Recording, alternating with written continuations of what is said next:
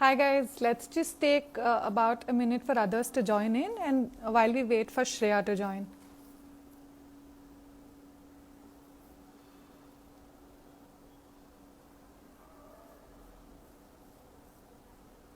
Hi guys, we're just waiting for Shreya to join us.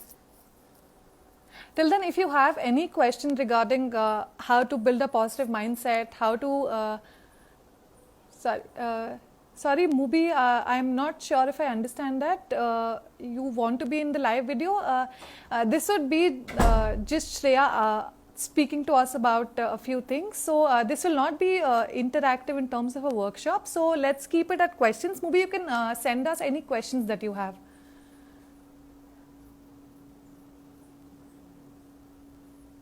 So if you guys have any questions on how to deal with stress during this time, or as simple as how to build a ritual around self-care, please send in your questions and I will try and get Shreya to answer all of that.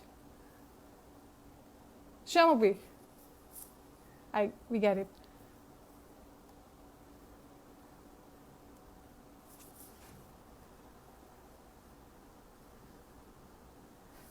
Hi Abhishek, hi Mubi, hi Mahasweta, hi Flare Access, hi Charu, hi Nikhil, hi Mom's Little Girl, hi Aire Mar, I'm not sure if I'm pronouncing it right. Hi Maria.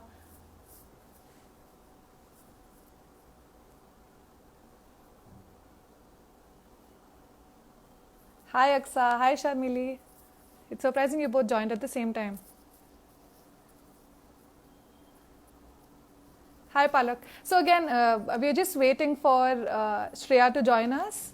Till then, please send in your questions about positive mindset, about how to build a self-care routine, how to just stay positive and spread positivity around. If you have any questions around that, do send it to us and we'll get Shreya to answer those questions for us. Shreya is here. I will just join her.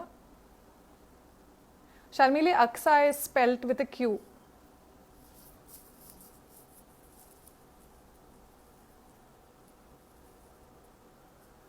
And also happy birthday Sharmili, everybody who is here, it's Sharmili's birthday, so we can wish her, that's my best friend. Okay, I'm adding Shreya and let's get on it.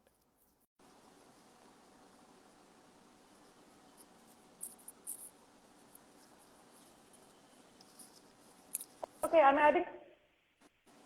Hi Shreya. Hi, how are you? I'm doing fine. Shreya, I'm so sorry, your voice is echoing a bit. Sure, just a little bit, yeah. Thank you.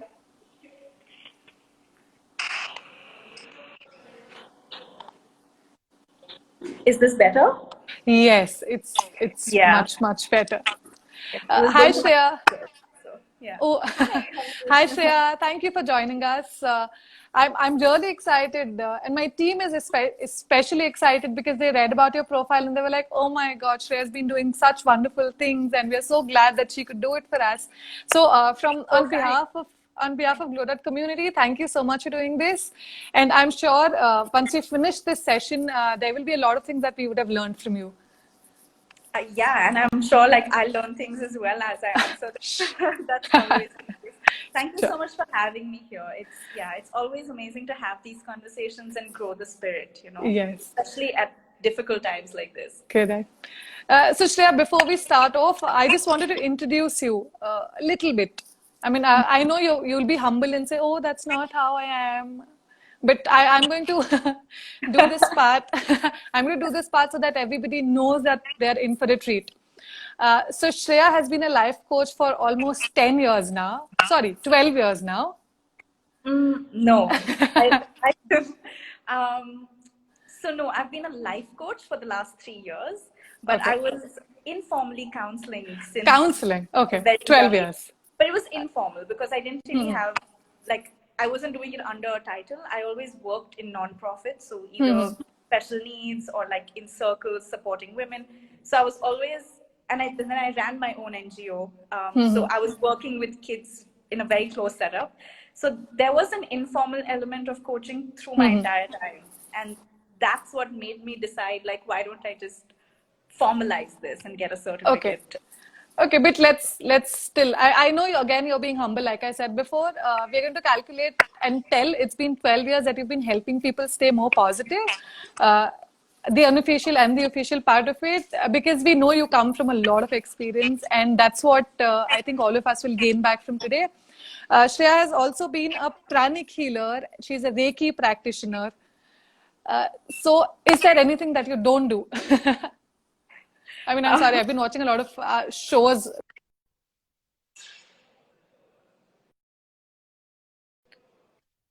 in the mental health space. How did it all start? Um, yeah, I always try to answer that, and I don't really know. I think I was always attracted to people. So I'm a very social person in general, and I was always like the um, I don't know what you'd say, like the agony aunt or like the person fighting against the bullies or like, but I was still very popular. So that was an interesting combination because I could lead people to do better, which was always nice. And I think I was very lucky that my parents actually saw this in me. So when I was choosing my subjects and I was contemplating between a bunch of things, they actually encouraged me, to study economics and psychology. So that was I double majored in both subjects, and they Wow. both deal with people and group behavior, Correct. So I think like I just naturally at each stage have gravitated towards wanting to do it more, and I was allowed. So I'm very lucky, like the universe also gave that to me in many ways. So I was always allowed to follow my heart, and my heart always led me to people. So yeah, that's how it started, like that, the first spark. Wow. So it's been 12 years. Again, I'm still going to be saying 12 years because you have worked with people for the past 12 years. So the first question is for people like me who don't stay with family. Fortunately, mine is here during the lockdown, but a lot of us still stay away from family. And it becomes tough. So there is a sort of separation anxiety, there is sort of isolation, and there is a lot of loneliness that comes along with it. So how do you suggest people deal with this kind of issue? Yeah, I think the first thing is I always talk about differentiating between what our fears are and what the reality is. There are a lot of things about the internet that are not the best. It's addictive in many ways. But the great thing is that we can now stay connected. We're not locked into our houses. We have people at the tip of our fingertips, and we forget that, I think, very often. So the first thing is like if you really miss people, reach out. Don't wait for the right chance, right conversation, any of that. Just pick up the phone and say like, tell a joke to somebody. Just ask them what they did today. Share a cooking recipe. It like these small things go a really long way. Just feeling more connected. Um, we're not meant to be alone. We're not solo Correct. creatures. We are group animals. So we do need that connection. And in the space where we're not getting that physical connection, it's even more important that we get at least that mental stimulation and Correct. knowledge that, okay, like the world is out there for me. And yeah, I'm not truly isolated. Correct. So I think it becomes tough because we're very used to talking to each other, not like this, but sitting across each other. So I think it's a little tough. And I understand that this is an easy way out that you can call somebody. But is there other ways of how you can at least not feel as lonely as you are or anybody when they do? Yeah. Um, So this is something all mental health practitioners say, and I know it frustrates people, but loneliness is something that comes from really within us. It's not what the world is doing to us. It's what we are feeling inside of Correct. us. So before anyone can turn up, we have to turn up for ourselves. That means identify when you're having a good day. Take time out to hear yourself, to do things you like, even if it's going for a walk. I light a candle that just makes me feel. It takes 5 seconds, but that watching it like glow makes me feel really happy. So these small things, even maybe take a long shower. So wake up early in order to do that.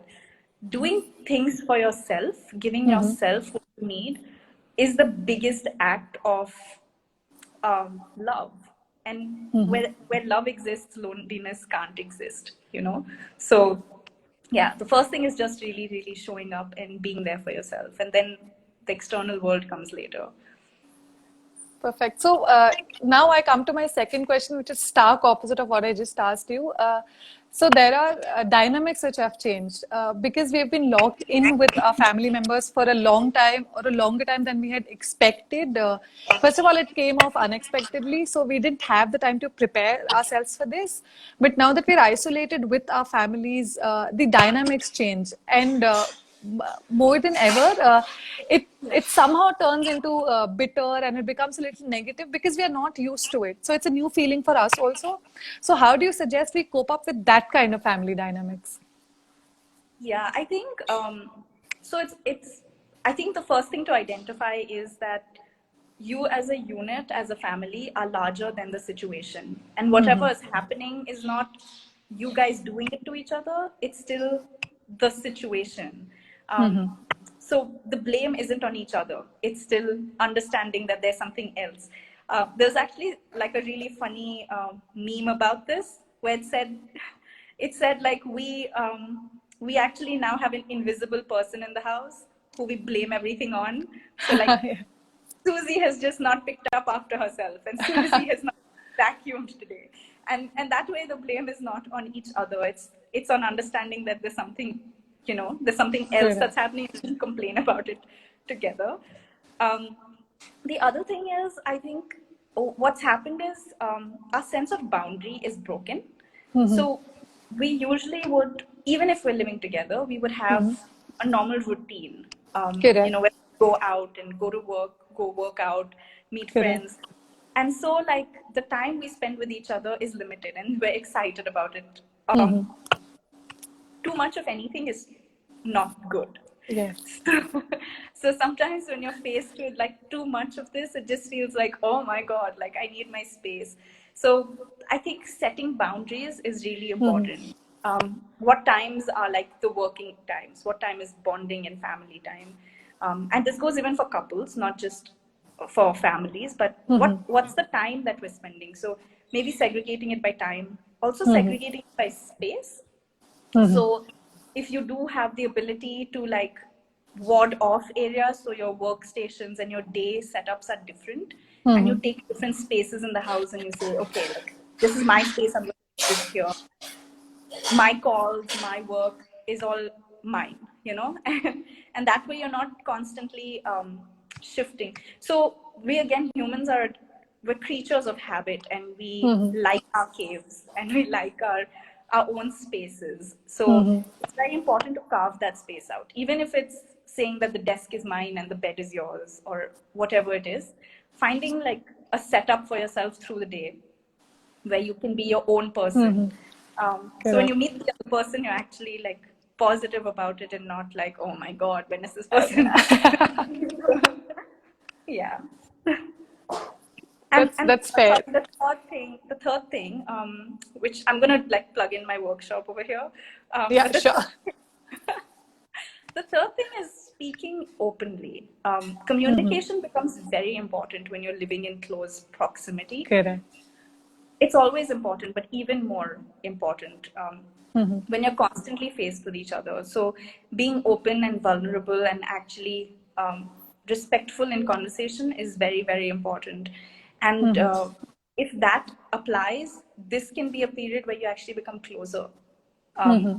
So if you find yourself struggling to do that, please join my workshop. Yeah, I think I will put out that link once again after the live session. We'll put it up on story and a post so that everybody can join Shreya's workshop, because I've heard really, really good things about it.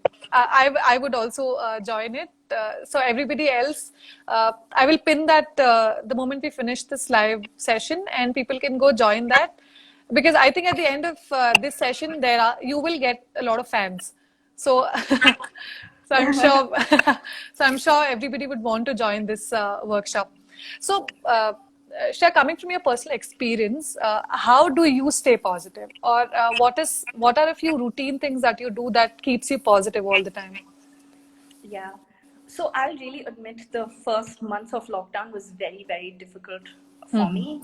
It was hard. I live alone as well, and Mm-hmm. I really missed family and knowing like they're across borders. So like I just didn't know when flights are going to open up and when I'm going to Correct. see them. And then your brain goes into like many weird places as well. So I Mm-hmm. was just like, they're growing old. Like, what if I end up infecting them? And like, it was Yeah. just really hard. So I think the first thing I always say is admit that something is wrong. Mm-hmm. Unless you're ready to accept it and look at it, you're not going to be able to work through it.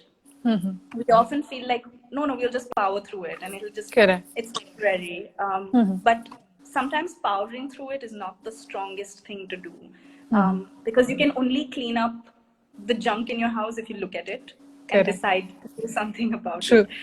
So the first is doing that, and there are some tools, like journaling or talking to a friend, or Mm-hmm. I would say even listening to music that maybe where you resonate with the words. Mm-hmm. Um, so try just accepting what you're going through. The next stage, which now I do, is waking up to something that excites you. Mm-hmm. So it could be anything. It could be like making a great breakfast for yourself. It could be wearing a really nice dress. Mm-hmm. So whatever it is, like wake up to something that's interesting for you. So Interest. Correct. yeah, so your day doesn't go just like you're not just ticking off days. You're Correct. actually Mm-hmm. living in the now, and Living. you're excited. Mm-hmm. You're excited for the everyday, and that's really the only way to live through uncertainty. Because making future plans is just upsetting. So it's better to make plans that you can execute and yeah, feel happy about, even if it's the smallest of joys. Feel happy about your day. Um, Another thing I would say is have a routine. It's very, very important, and I think we deny ourselves the Mm-hmm. importance of it, because like when COVID lockdown happened, everyone was like, "Yay, holiday!" And we all went into this mode of like, "Yay, we don't have to work." Until one day we realized this isn't working. Why am I so Mm-hmm. depressed? Why am I so lonely? Um, Having a routine, whatever that routine looks like, it doesn't have to be your original routine, but fall into a new routine. Have Mm-hmm. a daily, anchor it in something. So have a time for your meals, or have a time even when you watch a movie. Tell yourself, I'm going to work at least for 2 hours and then I'll reward myself with something. Having these routines in place can just help you function normally. Mm-hmm. And really, like I would say, sleeping and waking up on time. It doesn't have to be early in the morning, but even if you say you want to wake up at 10 a.m., that's fine. But then sleep by 2 a.m. and wake Yeah. up at 10. Yeah. Correct. So I think if I can plug in my own experiences here, so what has happened during especially this COVID time is what you just said. So there is no routine. The boundaries between home and work has changed. Sorry, I'm just adjusting this. Yeah. So the boundary between work and home has changed. It is blurred. So keeping up the routine, it essentially feels like you're not working from home, you're living at work. So it feels like that for most of us. I think I've spoken to a few of my friends who work. So what they feel is essentially when before this COVID and the quarantine time, we used to shut our laptops, and that's when the work ended for most of us. But now since we live here, we don't shut our laptops ever. So Yeah. when this line is blurred, how do you suggest we still keep up a routine? Um, so the first thing is to not let the line get blurred. If you have the option, if your space is big enough, make sure that your working quarters is behind a door. So just like metaphorically, you close the door when the working day is over, your laptop and work stuff stays in there. Um, but if you don't have that, like it's still metaphorical, like shut the laptop. Correct. So don't let the lines get blurred. I understand there's no commute to and fro, or there's no like actual Correct. disconnection. Um, and so it's really important for you to instill that work-life balance and Correct. say, And this is where a routine comes in. So when you tell yourself, okay, I'm going to cut off work at 7 p.m. and then after that, I'm going to talk to a friend or watch a movie or cook something or whatever it is that you enjoy doing, then you automatically have given yourself the next fun task to do. So there has to be a way of, yeah, drawing your own boundaries. Also, like, I think freelancers will, have already lived through this experience even before COVID. And so they've kind of learned these lessons faster. But if you're not productive when you're always working, it's just you can't work 24/7. There's that saying, like, all work and no play makes Jack a dull boy. Yes. It's really true, because our brain has a certain amount of focus. And even like presidents and Steve Jobs, like CEOs of companies, have spoken about how our brain can only process limited information and make limited decisions per day. So if you push that, you might be sitting in front of a computer, but you're not really effective. So yeah, you'd rather like not let that line get blurred and like really draw it in like thick and say, work is important, but so is my family, so is my personal time. And you set those boundaries, even maybe turn off email notifications for work at that time. Or,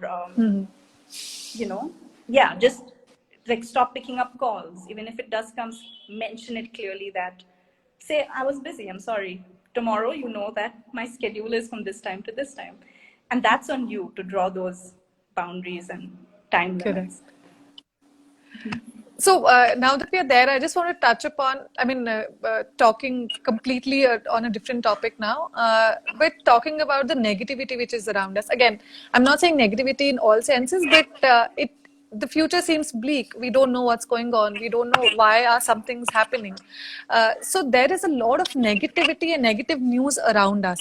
So, and there is not a lot of way to ignore it because it's almost everywhere. And because we're always glued to our phones, most of the social media channels end up giving us one or two negative news, opinions, viewpoints. So how do you selectively, or how do you not pay heed to that negativity? And right now, I'm not talking just social media, but talking generally. So how do you cope up with that, or how do you at least shut your ear off to such a thing? Yeah. So actually, I would disagree that we don't have a choice. We do. And I think a lot of these apps as well, they are very clickbaity and they want us to go through stuff, but we have the choice to restrict content. So on Instagram, you can actually go in, and if you're following the person, you can actually mute their stories or their posts. So that allows you to restrict the kind of content you're consuming. Again, it all starts with accepting that something's affecting you. So if you're reading too much about a Sushant Singh, or if you're reading too much about, the cop cases in the US, or you're reading too much about the cases that are going on with COVID, like these are all really triggering things. And while information is good, too much of it all the time can hamper us. Because at each point it's releasing cortisol and increasing our anxiety levels. So it's not actually serving us.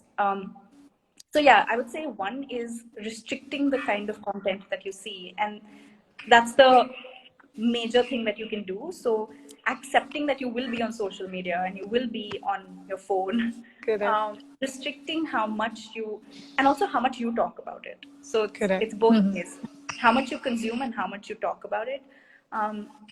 While bad things are happening or uncertain things are happening in the world, there are also amazing things that are happening. So try to follow the accounts or try to have conversations about that. Balance it off, like balance the positive with the negative. The other thing I would say is like really, our life is like a pie, and we have like different elements that we cover, like work, relationships, creativity. I don't know if social media comes under social, but let's just put it in there for a while. Yes. So we have a lot of things going on in our life, and it's important to balance all of it.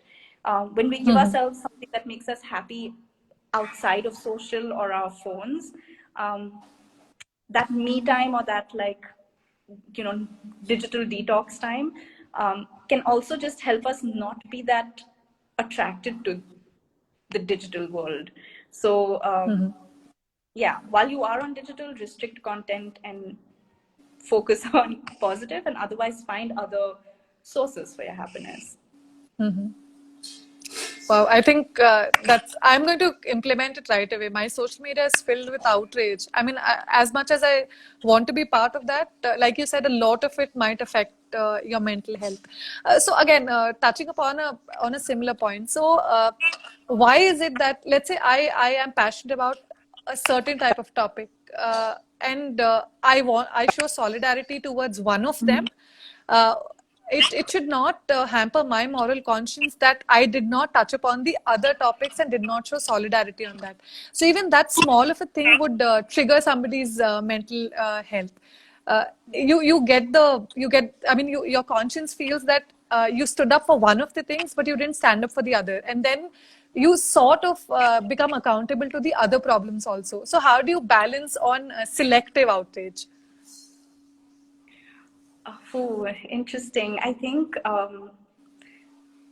it's important to understand that we all have our limits, and you can go around shouting about all causes, but really work starts at home. And when I say work starts at home, I mean inside ourselves. So if you are going to go and talk about all the causes, who's advocating for you? So it's really important to know your own limit. The second thing is, like, you can do one thing effectively, or you can do a million things on the surface level. So something that you're really like, we all have to hold ourselves accountable. We don't have to. I mean, I think I almost advocate for most causes out there. I believe in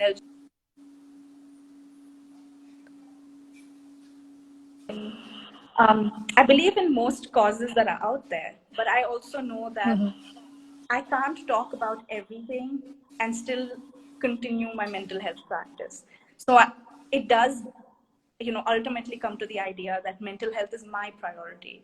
And I think in that same way, we all have to decide, like, what's that one thing we want to pick.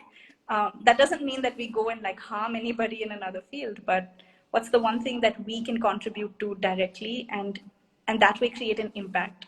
Um, yeah, there's no guilt for not publicly acknowledging issues. Yeah, we can be quiet and still be, be in solidarity with the people who need it. Yeah. Perfect. So again, touching upon a topic which is quite, I mean, it triggers the wrong parts of the brain. But let's say somebody has lost their jobs during this time, and I have heard. So when I open LinkedIn, that most of the posts that I see are this. I know it's not easy being positive if you have lost a job or your livelihood, but are there any ways that they can feel less worried than they are right now? Yeah, I'm going to treat this a little more sensitively, because jobs can mean different things to different people. It might have been a source for, like, to support the life they're leading. It could also have been to support family or to build dreams. Or it could be even more. It could be the thing that got them going every day. And so losing that, you have to realize what you have lost as a result of it, because it's not just the job you've lost, it's more.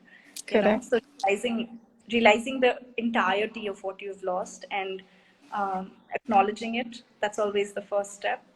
I would also say that once you have acknowledged it, it's really important to know that you're still further along in your journey than where you were before. So it's not like you suddenly have lost all the skills you possess. They still exist, and you will be able to rewire it and come up with a new idea to fit the current needs. Maybe you can now go execute on that idea you've always had and be at risk. I know it sounds a lot easier, which is why I say first acknowledge what you have lost and vent it, remorse over it. It's fine. Take your time to heal through it. And then when you feel ready, find out new avenues where your skills still apply, because this is a beautiful world where, you're still relevant, and Correct. you can uh, you can offer those same things in a different setup possibly. um, yeah, I also think, and this goes for not the person who has lost the job, but for other people.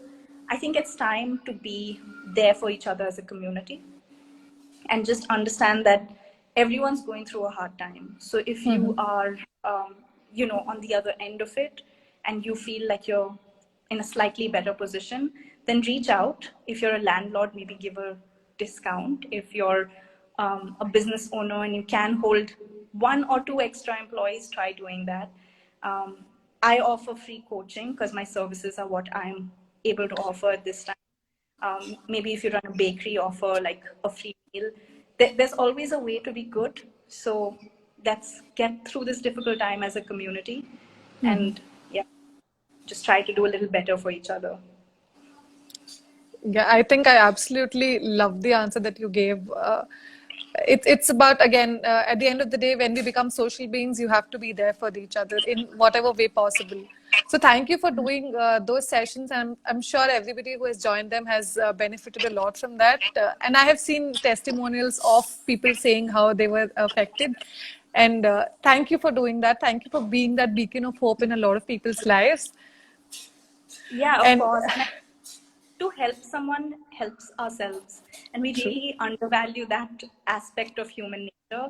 true. It really, really helps our own motivation and our own spirit in life to know that we've done something for someone else. So yeah, it's not all altruistic.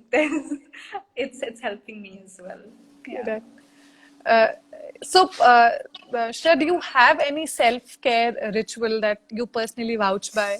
Let's say a 5-step or a 4-step ritual that you do, which makes you feel better at the end of the day. Yes. So I have my sessions start actually late in the day because my morning goes into my self care, and I think self care comes with self awareness as well. So one of the things I know is that I'm not a morning person, and I've given myself that space now. I've stopped fighting it. So I allow my mornings to be slow. I listen to, so music has a huge impact on me, especially right after I wake up. It kind of helps me like wake up and just kind of like demystify the morning. Um, so music is one. I drink, like a cup of tea that I really like, whatever I feel like drinking that day. And then I journal. So this is like the first 3 things I do in the morning before anything else. And then I light a candle, and like looking at that candle, sometimes even during my sessions I can like turn and look at it, and I can actually see it right now. And it just feels really good. It lights me up. So that's another thing. And then I plan my day, and somehow that, I know that like that's the logical part of the brain working. It's not necessarily like the typical self-care, but that somehow helps me kind of like know what I'm headed in for. Again, it's self-awareness. So for me, like if tasks come out of nowhere, it gets really overwhelming. So I'd rather like, be prepared for it and say, even if I'm doing 2 things a day, I'd rather just know what I'm doing and then be ready for it. And that helps me. So that's my process. Wow. So how, I mean, I've tried journaling and I think I've tried it way too many times. So you can tell that I'm not very good at that. So how do you suggest if somebody wants to start journaling, how do you suggest we keep up at it? Yeah, I hear this from people a lot because journaling seems difficult, and people say we get a book and paper and we don't know what to do with it. I would say ask yourself questions. Just the way you're asking me questions right now, ask yourself those same questions. So say, what do you want to do today for to make yourself happier? And that'll actually flow, and you'll be surprised. So one, like give yourself questions, and also give yourself a time, and say like I'm just going to sit with it. Even if I have no thoughts, I'm going to sit with it. Maybe I'll draw like a smiley face, and that's it. But you'll notice in the time that you're sitting with it, you'll have a random thought come up from nowhere and you will be surprised. You're like, this happened 4 months ago. Like, why is this coming up now? And that's the beauty of journaling, that like what the thoughts that are circling in your head finally come down on paper. And it can find a way forward, or it can find a outlet that was otherwise like not even in your awareness. So ask yourself questions and put a time on it and just sit with it. So what do we do with all the yarn of thoughts that we have in our mind while doing that? I think that's true. I'm going to ask a similar question by asking, how do you meditate? So that is another thing that at least personally I've been the worst at that. So the moment I sit down to meditate, I think about things which happened 16 years ago. A comeback I could have told, or something I should have told back then, but I did not. So how do you, when you sit down to meditate, what's the first step, or how do you at least survive the first 5 days without giving up on it? um, that's a really good question. I don't know if I can answer it entirely, but I'll try. So, in my view, journaling is a form of meditation. So, dhyan meditation or Zen meditation basically says that you just stay with your thoughts, and it's not about clearing your mind, but it's about acknowledging what exists in it. So, like, instead of trying to, like, we're so focused on action in our daily life. So meditation is basically like sitting there and watching your thoughts and, just not actioning it, just observing it and like looking at it and saying, oh, interesting. There's a thought that came up that, was 16 years ago. Interesting. So just observing it. And the same thing happens in journaling. So I feel for people for whom meditation is new, journaling, coloring, folding your clothes, hanging your laundry, doing your dishes, cleaning your car, like these kind of mundane jobs are actually a good form of meditation if you're doing it with presence, because it helps you observe those thoughts while you're still engaged in action of some kind. um, and like while journaling, write all those thoughts down. So if you have nothing else happening, write them down. And you might feel like you're writing gibberish. That's okay. So for the first 5 days, just write down all your thoughts. It's actually a practice called it's called morning pages, which basically means just write all your thoughts down. You don't need to ask yourself anything. You don't need to do anything extra. But if you're thinking, I want to eat a pineapple, write that down. And you'll be so surprised with like, the kind of like freedom you feel by just letting that out on paper. So journaling is like, I would say, a pre-step to meditation. How to get into meditation is, I would say, you have to keep at it. It's like going to the gym. It often doesn't feel comfortable, but you just do it because you don't see results on day 1 or day 10. You see it after a month. So if you want to like see the results, you have to stay at it. So a really good practice might be to link it with something else that you do. You know that you're going to eat lunch, so meditate right before you eat lunch. You know that you're going to take a shower, so take a shower and immediately meditate while you're still in your own zone, and you've just worn your clothes and you're still in your self-care routine. Meditate at that time. So linking it with something else might help you keep that month long practice before it actually becomes a habit. A habit. Yeah. I think thanks for that answer. And I'm so sorry. Just before coming to the next question, Sushant has joined us for. I hope he's watching the live. Sushant, this is a hi from me and Glow Dot community. I am personally a fan of you, and this is a fan moment for me right now. So I think Sushant follows your page, and that's how he's come to the live. Hi Sushant, I'm a big fan, and I hope to speak to you soon. Cool. So, Shreya, coming to the next question, now we know that sooner or later it is going to end. This lockdown is going to end, and we don't know what are we going to enter into. We don't know what the new normal is. Everybody uses the term new normal, but we don't know what it is. So, how do we brace ourselves for this new normal? Yeah, I think by concentrating on the present moment. So much of what we've been speaking about, if we do all those things, like we as humans are very, very resilient. So we have to give that to ourselves. We don't have to do anything. We'll just find a new path into a new normal, and you'll find yourself suddenly waking up one day going like, I'm actually okay with this. It's fine.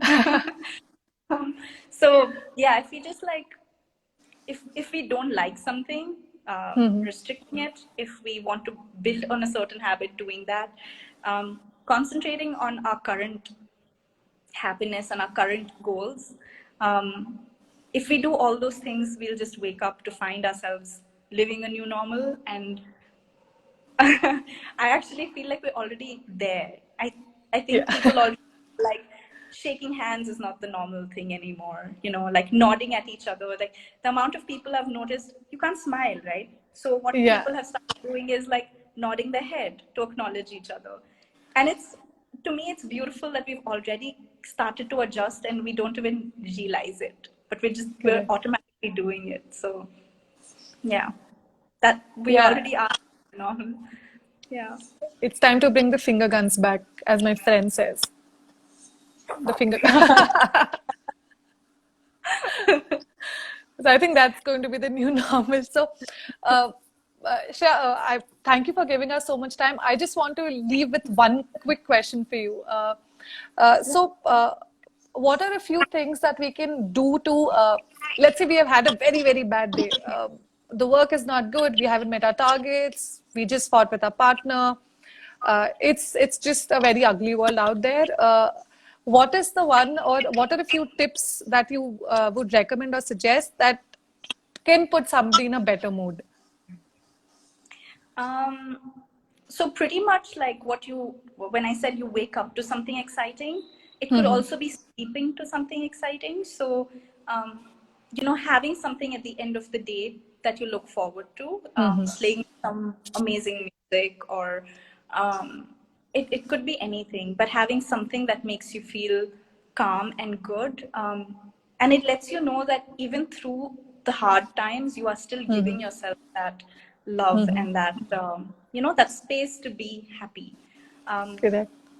And then knowing that there is going to be a new day, and you are going to be able to do like marginally better, and things will look brighter tomorrow. So nothing lasts forever. This isn't going to last forever either. And finding that hope in these hard moments. Yeah. Wow. Yeah, I think, thank you so much for that, Shreya. Yeah, sorry. Go ahead. Yeah, I just want to insert. I mean, I'm not plugging in anything, but I am saying that there is a moment when you realize that you're not having one bad day. So if you have one bad day, you can actually, make yourself feel better. Talk to a friend or reach out.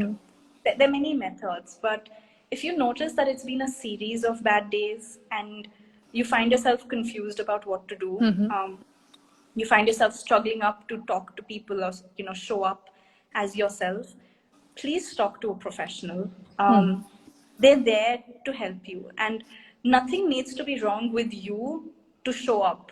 Correct. The situation is bad enough to put you in this space, and anyone else in the same space is going to go through that. I speak to people as well. I speak to other professionals as well. And we just have to keep our mental peace in order.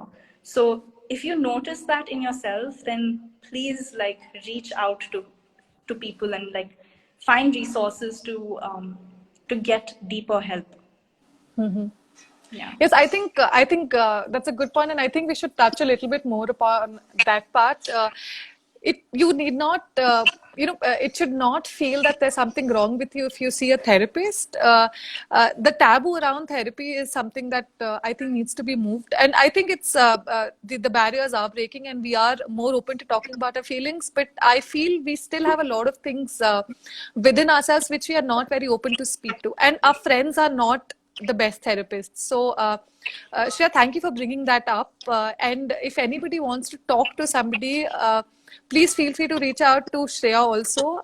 She's one of the best people in this business, and she's going to help you out in. Yeah, she's going to help you out with all these. And please, if you want to talk to somebody, do see a professional. They are trained, that's how they're conditioned. They will listen to you better than anybody else can.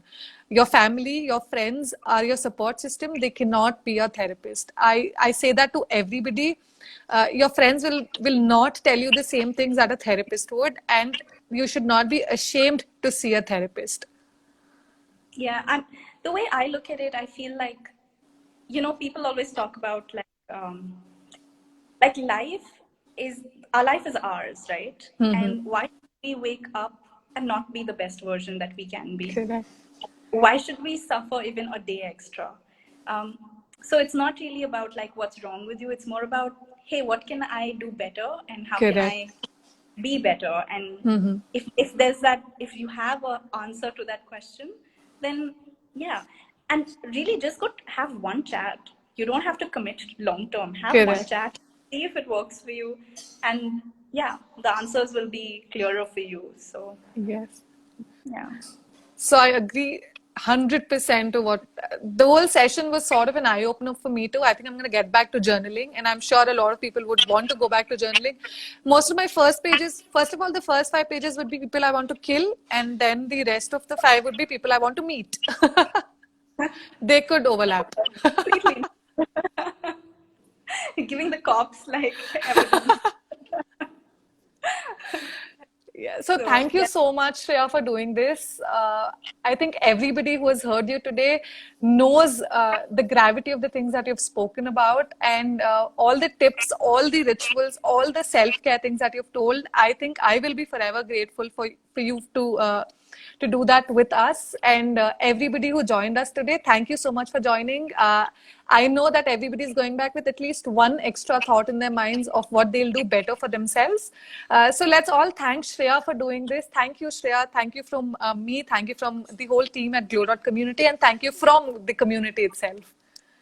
Thank you so much for having me. And I love the way you reached out to me as well, because you were just like, I want to spread positivity. And I was like, yeah, like I'm game, let's go. So that's great. And I think something that we discussed was like, also next time we could possibly do this. I could invite you over to my page, and we could play some games to just have some fun with. Yeah. I think I'm going to write to Instagram to make it a little bit more interactive so that the others could have also joined us. But never mind, we'll find a different platform to do this once again. Yeah, sure. Well, definitely. Thank you so much, Shreya. Thank you. And by the way, you have like the most amazing smile. Like I came on, I haven't seen you before, and I saw the smile, and I was like, I'm good. Thank you so much for that. I think I'll thank my mother for this. Shatya, I would. Yes, I'll let her know. So thank you, Shreya, for doing this, and I hope I see you soon. Everybody else is okay. Everybody is now saying thank you to you. You're welcome, guys. Stay connected. And let's hope we can get Shreya back again. I'm going to coax her for this once again, so we can all do this on her page, saying, come back on Glow, Shreya. See you. Thank you, Shreya. Thank you so much for doing this. And I hope to do this once again with you. Yes, definitely. Have an awesome evening. You too. Have a happy Friday, guys. I will see you next time for another community conversations, and let's hope we can get Shreya back again. See you, Shreya. Bye. Take care. Bye. Bye, guys.